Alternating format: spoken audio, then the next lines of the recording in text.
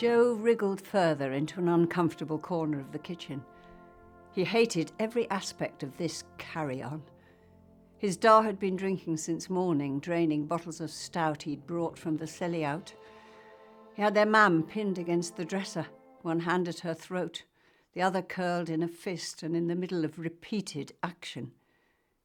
He'd already made short shrift of the kidney pie their mam had intended for their tea. Lumps of meat were stuck to the oven door like snails, oozing trails of gravy, while shards of oven dish lay behind the fender.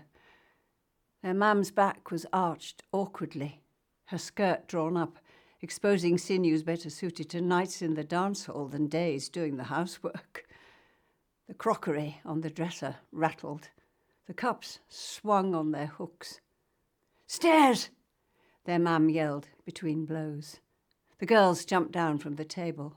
William, who'd been trying to have a bath all afternoon, rushed through from the scullery, his braces still dangling. Joe extracted himself from his corner, and the four of them shot up the wooden staircase like bullets from the breech. Without pausing for thought, William prized up the sash of the bedroom window, hitched up his braces, slithered down the shingles, dropped down into the garden, and was off. The girls huddled on their bed in the corner of the room. Joe drew down the sash and sat on the boys' bed, watching his older brother's rapid retreat.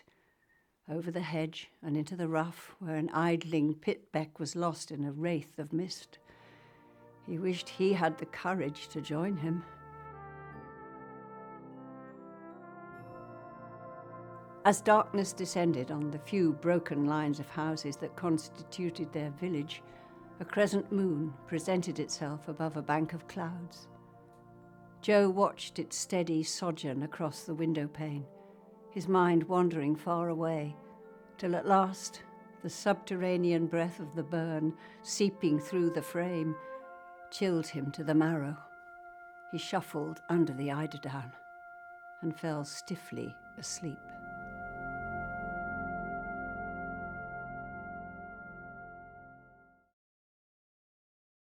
Ned lifts the snack on the gate and steps out into the back lane. Something's making a scritching noise in the undergrowth. A rat, maybe. Whatever it is stops as soon as it gets wind of him. A thin drizzle is falling and lies on the surface of his jacket like a fine gauze. He pulls his collar up and screws his cap down further onto his head. He feels his way round to the front lane, his heavy boots sliding in the mud, his billy can swinging erratically as he turns the corner. He stops and waits, his breath loitering on the air in front of him. As he does so, he notices 2 stars, only 2. Where are all the others?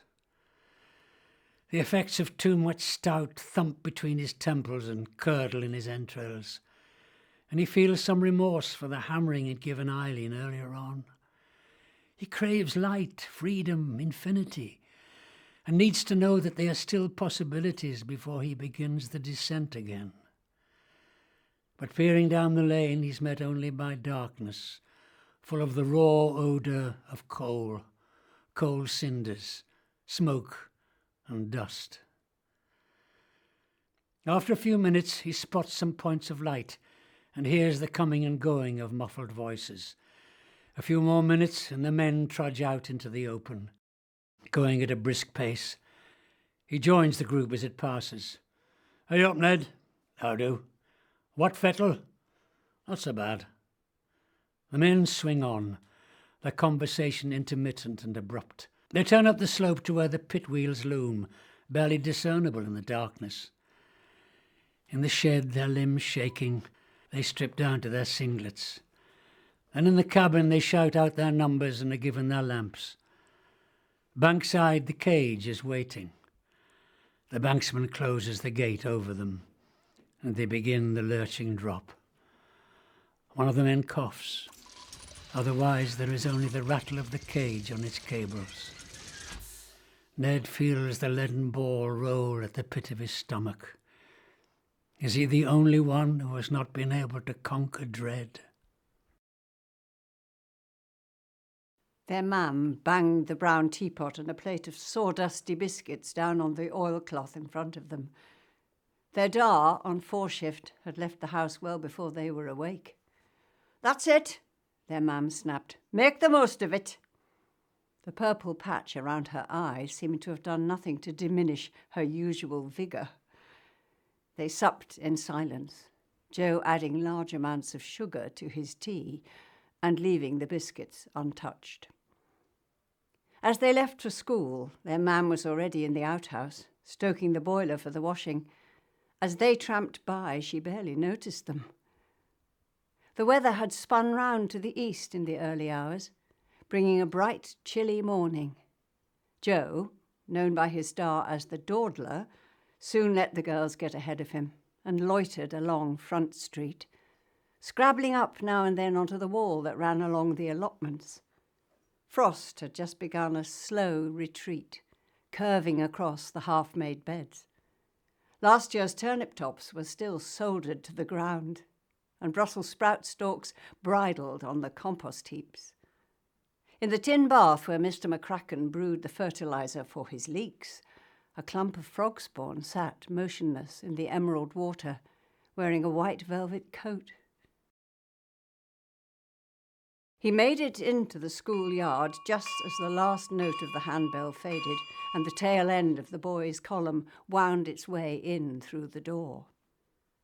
The termagant was on duty. She clipped Joe smartly round the ear. "Late again, Joseph Wardle.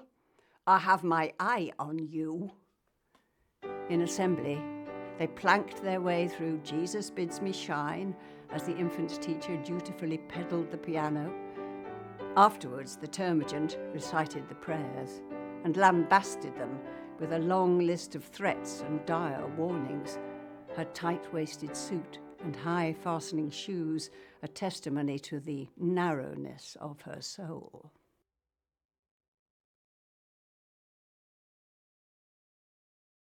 Ned stands on the shoulder of the field with Bessie beside him. Over to the west, fog glows on the moors. The sky above them is blue. In the middle distance, the river glints as it winds between small settlements of steeples and narrow terraces. Bessie nuzzles his hand. There are whiskers on her velvet chin that tickle him and make him laugh. Bessie is a sprightly little Gallower who relishes her work. The pair of them got on from the minute the farmer introduced them. Narrow in the withers and short of leg, but with plenty of spirit, she surges along the lanes determinedly, with the milk churns jangling behind her. A quick word, and she will stop exactly where he asks.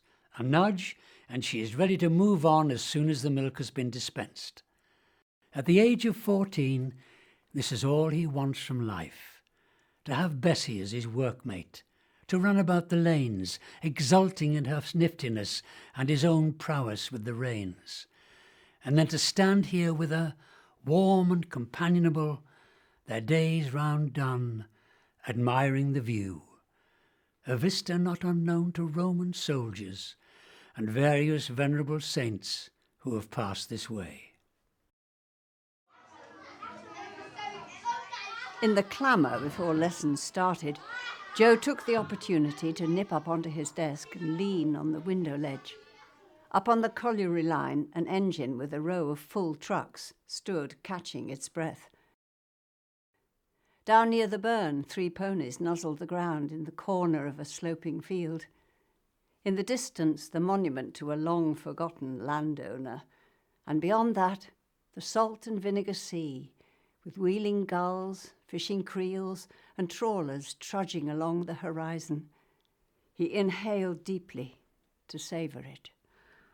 Suddenly there was a tremendous yank on his trouser belt. "This is a boy who's been dragged up," pronounced the termagant to a tittering class. "Can't be trusted to behave himself for a minute." She let go her grip. Joe lost his footing and clattered to the floor, banging himself on his desk's drop-down bench. The termagant grabbed him by the shoulder and propelled him to the front of the room. She summoned the cane to be fetched from its bottle on the window ledge and flexed it ritually. Then, certain of her pupil's full attention, she applied it smartly to the backs of his calves, once, twice, 3 times. Joe fixed his eyes on the floorboards in front of him, so that while she berated him, telling the world how useless he was, he didn't hear. When the cane stung his flesh, he was numb, and when the wave of pain flowed over him afterwards, he rejected his humiliation. He managed to get back to his seat without the tears spilling from his eyes. Only once he'd sat down did he draw the sleeve of his jumper across his face.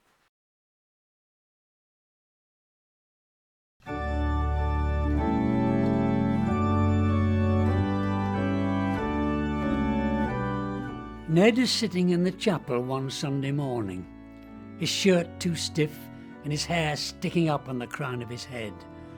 The whole family are there, his 5 brothers, his mother and his father.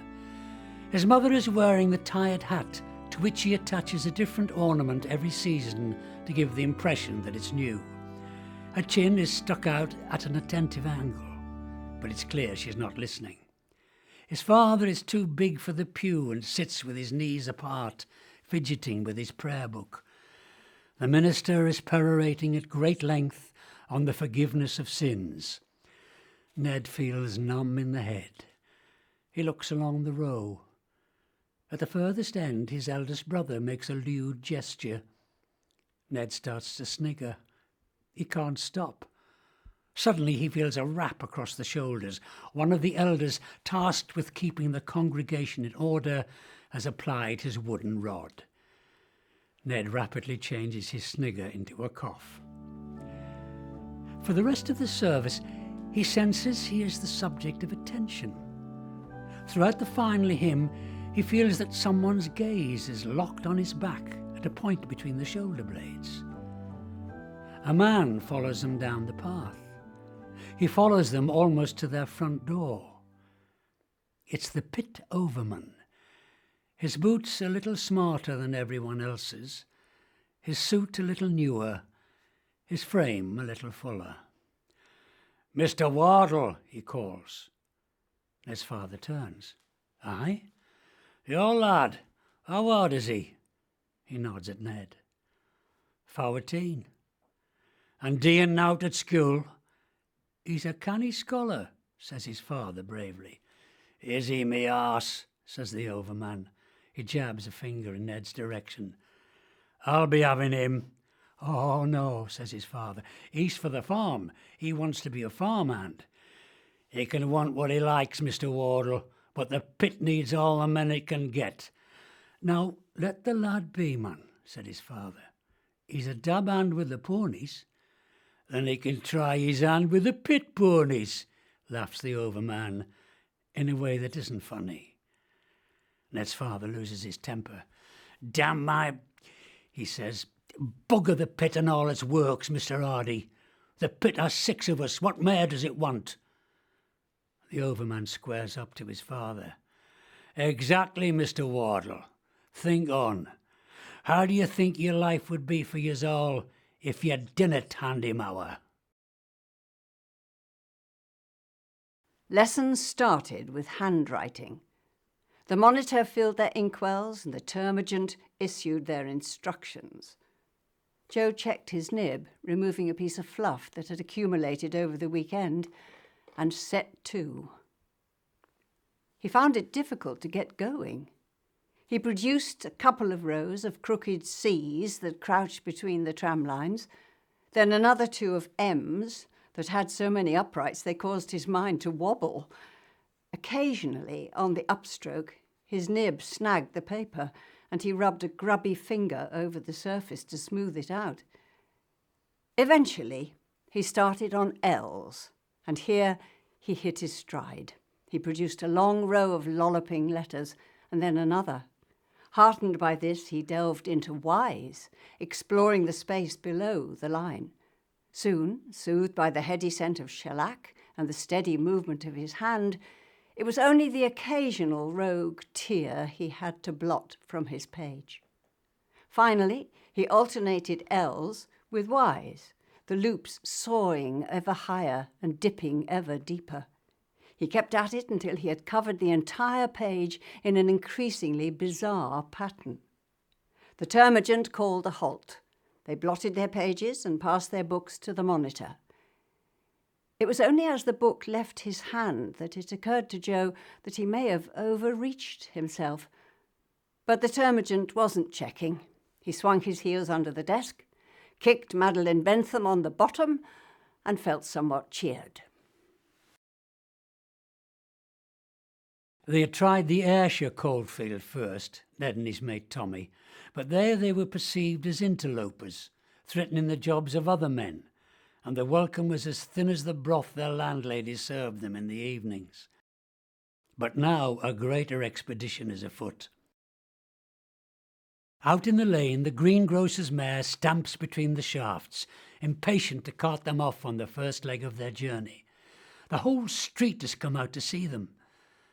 There are back-thumpings, cap-wavings, and calls of "Mind how you gan, lads!" as they clamber up onto the flatbed and the greengrocer flicks the reins. In their excitement, they are halfway across Windy Law before they realise they have left their steamer trunks behind.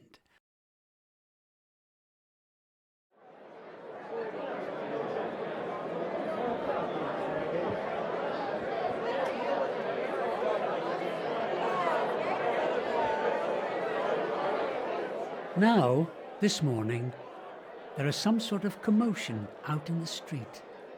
The pair of them drag their breeches on. It's their one day off. They want to get out and take advantage of it. Their feet hit the bare boards and Tommy rushes to the window to throw up the sash. "What's happening?" says Ned. Tommy leans out as far as is reasonably possible. "I cannot tell," he says. So far, their venture here in the land of opportunity has been no improvement on their previous one. Things are no better than they were at home. The hours are just as long and the pay is just as low. They stay in a grim lodging house where the food is execrable and the landlady's regime fierce. They climb the same narrow stairs at night and sleep in the same narrow beds. But whereas at home they had their friends and families to fall back on for fellowship, here they are castaways from the old world whom no one cares about. Part of the wave of detritus that washes around the globe looking for a better life and failing to find it. "Let's get down there," says Tommy. He bangs the window down, and the pair of them clatter down the stairs and out onto the main street. They head in the direction of the commotion. The noise is like the roar of a big meeting, but with an alarming undertow. People in their Sunday best are hurrying on and overtaking them. There are clapboard houses with picket fences on either side of the avenue, and mature trees in full leaf overhanging it. A horse-drawn carriage bowls past, with the passengers straining to see ahead. No one pays any attention to Ned and Tommy. Their outsider status lends them invisibility. At last they get alongside the crowd. Now they can see a scuffle going on. Tommy is the first to make out what it is. He grabs Ned's arm, warning him to stop. "They've gotten out of a blackie," he says.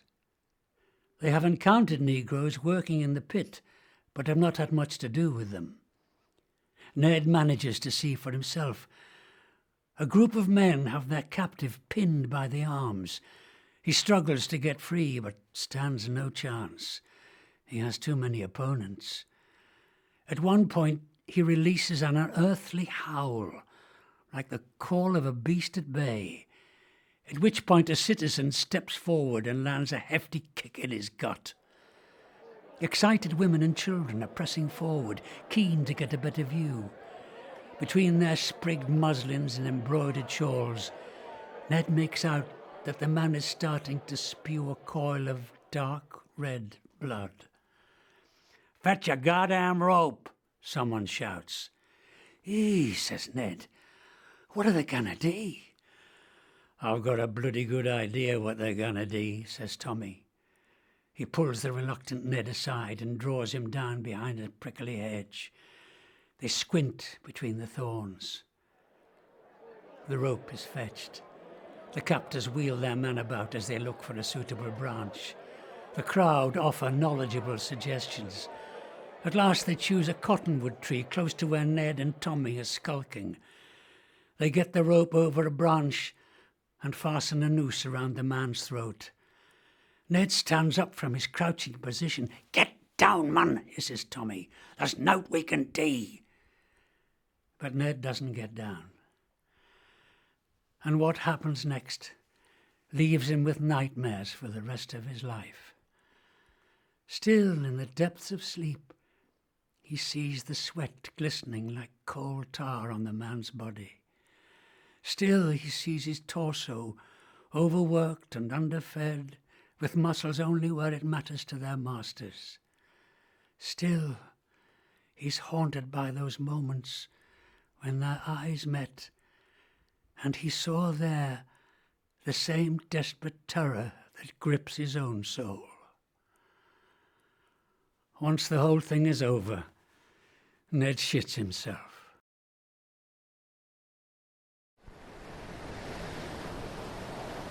Within 6 months, he and Tommy have pawned everything they own and scrimped enough for the passage home to their own war-wasted country.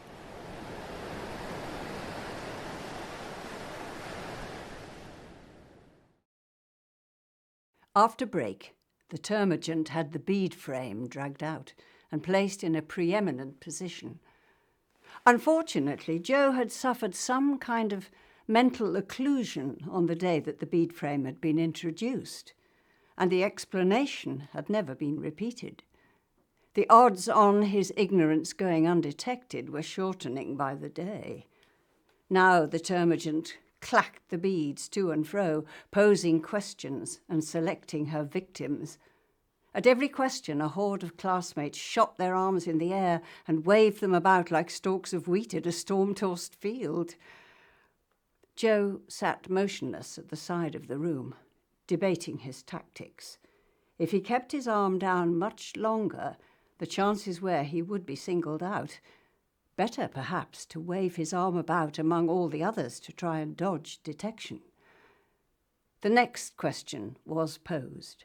He thrust his arm into the air. "Miss!" he called. "Miss!" But perhaps there was something just a little too strident in his tone. The termagant's gaze passed over the other upturned faces and locked on his almost immediately. "Yes, Joseph? Can you enlighten us?" Joe's mouth fell open. He had no idea what he was going to say.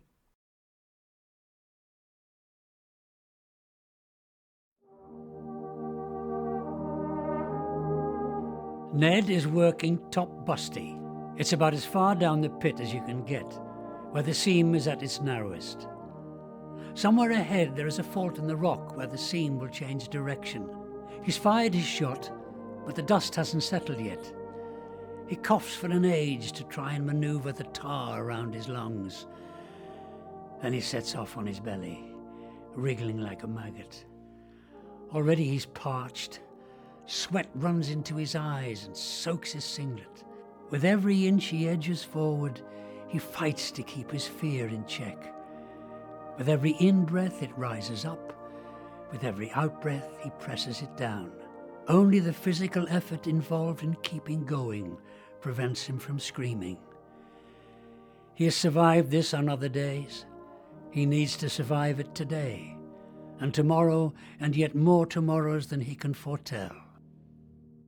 He claws his way to a point where the roof is a little higher and pauses. In the dim glow from his lamp he can see almost nothing. Strangely, he cannot hear the men behind him. No clank of axes or scrape of shovel. No scrabbling of bodies along the floor. No maras shouting instructive comments to each other. The place is as silent as a place of worship. The silence deepens until it becomes a substance.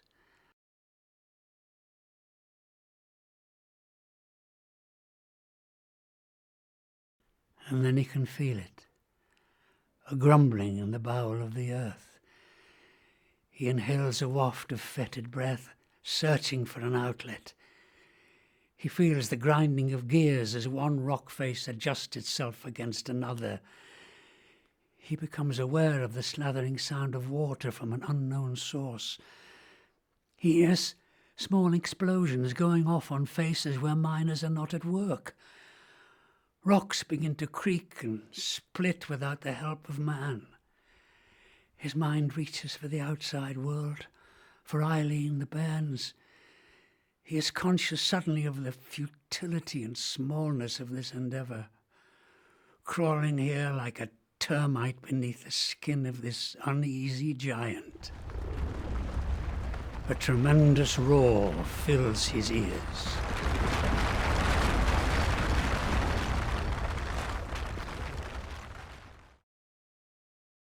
A flash of light crackled round the walls, bleaching everything of its colour. Joe shut his empty mouth. The entire room bounced on its foundations. The globe on top of the book cupboard pirouetted gracefully and fell off. The cupboard doors shot open. The lampshades swung wildly on their chains. Panes in the tall windows splintered. Several children squealed. Then came a dull, flat thud, like the sound of a gigantic gun going off. A general hubbub broke out. "Sit still!" cried the termagant. "Fold your hands on your heads." They did as they were told. 35 pairs of eyes watched as she edged gingerly towards the door. "I'll just," she said. The minute she was gone, they were out of their seats and up at the windows, clambering on each other's backs to get a proper view. "What can you see?" cried the ones underneath. "Nout," called Jackie Little. "Oh, wait a bit." Joe managed to get his chin over the sill. They could hear the thin rattle of a bell as an emergency vehicle threaded through the lanes. "Ambulance!" called Jackie. Scuffles broke out as those at the bottom of the human pyramid tried to lever their way up. Several minutes passed. Then came another ambulance, and another. Some children started to cry now. Everyone knew it was bad news for someone. The termagant did not reappear, and the headmaster dismissed the class early for lunch. The children shot off across the fields in the direction of the pithead. A curious veil of yellow gauze hung in the air, wavering as it was caught by thermals. They charged through the tunnel that ran under the railway line and were brought up short by a dense cloud of churning white cloud that reached far into the sky, drawing their astounded breath with it. Slowly it dawned upon them. The familiar landmarks had been wiped out. In their place stood an otherworldly landscape. The pithead winding gear was down. The cast-off cables writhed on the ground like serpents. The massive wheel from the downcast shaft had smashed the sorting sheds to smithereens and lay at an obscene angle among the ruins. The old weighhouse had been blown to kingdom come, leaving only a tracery of brick dust behind. The entrance to the pit was clogged with every kind of vehicle, including the butcher's van. People were fetching and carrying. 3 nurses were busy loading sodden bundles into an ambulance, their once crisp aprons blotted with filthy stain. A police constable appeared. "Get back," he warned. They took no notice. A ragged group of women huddled in the coal yard, some already weeping, others with their aprons pressed silently to their open mouths. Mrs. Doggett had come out without her dress, the impressive aureoles of her untethered breasts jigging against her satin petticoat. Joe stood stock still, thrilled by the queer mix of unreality, horror, and business-like procedure. He caught sight of his own mum. Her face was grim. There was no way of telling what she was thinking. The girls clung at her waist. He stood for a while, then turned and trotted off in the direction of home. The place was deserted. The back doors were open. Incomplete rows of washing flapped idly in the sun. Clothes baskets lay where women had dropped them. Joe made directly for the store. The bell jangled on the door, but there was no one about. He helped himself to 3 pork pies, some packets of crisps, and a bottle of pop, and stuffed them into a bag. As an afterthought, he filled his trouser pockets with barley twists. Then he sauntered back along Front Street. In the allotments, a solitary bee was flying a reconnaissance mission among the fruit canes. As he watched it on its sortie, he noticed that, since the morning, some miscreant had shattered the glass in Mr. McCracken's cold frame and left a misshapen football lying there among the seedlings. He opened the gate to investigate. As he jabbed the object with the toe of his shoe, he realised that this was not a football after all, and backed off quickly. He wavered about for a minute or two, then crossed over the stile into the fields and set off along the path next to the mainline track. He came across many other items along the way, as though someone had laid out a huge and rather desperate jumble sale. There were boulders like cannonballs, broken linings, tub wheels, a flattened billy can, a piece of leather harness, and upside down, on the embankment, a board with the words "Black Boy Winning" still visible on it. He thought about the object in the cold frame, the molten eye, the seared flesh, the mangled features. He had not expected to encounter a head, let alone a familiar one.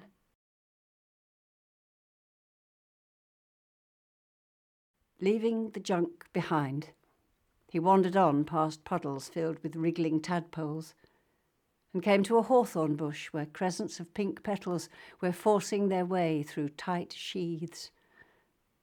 The sun was pleasant on his back, and somewhere to his left, above a cornfield, a skylark began its prattling song. It seemed as though the afternoon would last forever.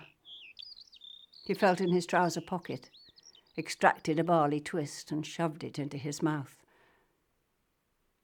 Could he be the only one who thought the day had got off to a bad start, but was steadily improving?